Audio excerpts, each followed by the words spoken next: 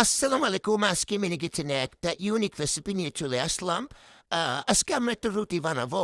রুটির রেসিপিগুলো যদি সঠিকভাবে জানা না থাকে তাহলে রুটির গায়ে সুন্দর করে হয় না এবং হাতে লেগে যায়। আর আমি একটা নতুন টেকনিক বলে দিব, আর সেটা হচ্ছে ফাড়ির মধ্যে একটু লবণ আর একটু তেল দিয়ে দিব। আর এই তেলটা দেওয়ার কারণে হাতে আটা লাগার সম্ভাবনা থাকবে না এবং সুন্দর এবং সফট একটা রুটি তৈরি হবে।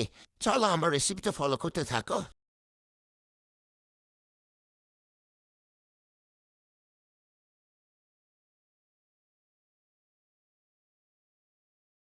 তারপর নামিয়ে নিব। ঠান্ডা হওয়ার পরে আমি রুটিগুলো বেলে নিব, আর এদিকে রুটির সাথে খাওয়ার জন্য একটা কিছু তো দরকার, তো আমি আলু ভাজি করে নিচ্ছি। আলু ভাজি তো আজকে একটু ইউনিক। এটা এর মধ্যে কোনো হলুদ কোনো পানি ছাড়া দাও, শুধু তেলের উপর ভাজি করা হবে। এই প্রথমে তেল দিয়ে দিলাম, তারপর পেঁয়াজ মরিচ রসুন দিয়ে তারপরে আলু ভাজিগুলো দিয়ে দিব, আর একটু লবণ দিব। তারপরে আস্তে আস্তে ভাবছি ফিরতে এই ভাজিগুলো হয়ে যাবে। তারপরে এগুলো রুটির সাথে খেয়ে দেখবো অনেক মজা হয়, হলুদ ছাড়া একটু সাদা সাদা থাকবে। ভাজিগুলো একটু কুচি কুচি করে নিবে, একদম পাতলা হাতলা করে, যাতে তাড়াতাড়ি সিদ্ধ হয়ে যায়। আর না হয় একটু পুড়ে যাওয়ার সম্ভাবনা থাকবে, কারণ তেলের উপর একটু বেশি তেল লাগা, তেল আমাদের শরীরের জন্য ক্ষতি করতে, আমি একটু কম তেল ইউজ করছি। আর সেই জন্য একটু পাতলা করে কাটলে তাড়াতাড়ি সিদ্ধ হয়ে যাবে। আর এদিকে রুটি বেলা নিব, আর রুটি বেলা যে কি কষ্টের একটা বিষয়, যারা রেগুলার সকালবেলা রুটি বানায় তারাই জানে। আমি কোন দিন যে একটা রুটি মেকার কিনতে পারবো, সেটা আমার রুটিতে নিজে নিজে হয়ে যাবে, কি সুন্দর।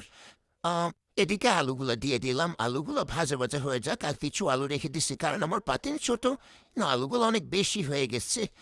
আর এটা ঢাকনা দিয়ে ডেকে রাখবো, আর এদিকে আমি রুটিগুলো বেলে নিব। এই ছোট ছোট রুটিগুলো বেলতে অনেক কষ্ট হয়, গোল হয় না, তা আমি চারদিকে ঘুরিয়ে ঘুরিয়ে বেলতেছিলাম, আর এগুলো খেলে আটকে যাইতেছে। একটা রুটি হয়ে গেল আমার, এখানে তিনটা রুটি হবে। এখন একটা রুটি বেলিয়ে নেবো, এখানে একটু কিছু আটা দিবেন, আটা একটু বেশি করে দিলে আর পিঠে লেগে যাওয়ার সম্ভাবনা থাকবে না। আমি একটু আটা বেশি করে দিলাম, তারপরে রুটিটা, এই রুটিটা অনেক সুন্দর হয়েছে, এইটা গোল গোল করে ঘুরছিল। এই রুটিটা অনেক কিউট হয়েছিল। তোমরা সহজে দেখতেছো কি সুন্দর করে রুটিটা হয়ে যেতেছে। আসলে যে আমার এদিকে অনেক ঘাম ধরতেছে যে রুটিটা বানাতে, রুটি বানানো যে কি কষ্ট। ওফস, এটা একটা রুটি হয়ে গেল। এখন 3 নম্বর রুটিতে বেলে নিব। আর এদিকে আমার ভাজিটা ফ্রাই হয়ে আসতেছে, এটাকে একটু নেড়ে দিব ভাজিতে। তোমরা কে কে সকালবেলা রুটি খাও আমাকে অবশ্যই জানাবে। রুটি দিয়ে আলু ভাজি দিয়ে কে কে খাও? অনেক কিছু দিয়ে রুটি দিয়ে খাওয়া যায়, তবে আমরা বেশিরভাগ সময় আলু ভাজি দিয়ে খেয়ে থাকি।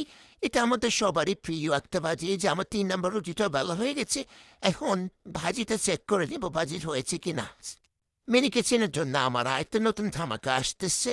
সেটা আমি অনেক সুন্দর একটা ঘর বানাইছি, মাটির ঘর, মাটির চুলা এবং মাটির হাই পাতিল সব কিছু। এমনকি আমি নাড়ার জন্য মাটির খন্তি ইউজ করছি। এটা অনেক কিউট একটা দেখতে, কিন্তু দেখলো শুকাইতে দিছিলাম। ঠিক হয়ে গেলে তারপরে আমি এগুলো তোমাদের সাথে শেয়ার করব। আর এদিকে আমার আলুভাজি প্রায় হয়ে গেছে, এখন আলুভাজিগুলো নামিয়ে নিব। আর তারপর রুটিগুলো সেঁকে নেব। রুটি সেঁকতে অনেক সময় লাগছে, কারণ মিনি ছেলের আগুনগুলো খুব আস্তে হয়। আবার আলুভাজিগুলো পড়ে গেলে সব। এই যে রুটি দিয়ে দিলাম, একটু তেল ছিল তাই হালকা একটু বাজা বাজা হয়েছিল, পরোটার মতো দেখতে। তারপর আমার একটা রুটি হয়ে গেছে, এখন আরেকটা রুটি দিব। এই যে দেখুন আমার মেয়ে আসছিল, আসি আমার কাছে খাবার চাইতেছে, আম্মু একটু খাবার দাও না প্লিজ। দেখো এই রুটিটা অনেক সুন্দর করে হয়েছে, আর এটা একটু ফুলা ফুলা হয়েছিল। আর অনেক সুন্দর একটা রুটি হয়েছে। আর আমি 3 নম্বর রুটিটাও একটু কাছে কাছে রয়ে গেছে, কারণ মিনি কিচেনে সবগুলো একদম পারফেক্ট ভাবে হবে তেমন না।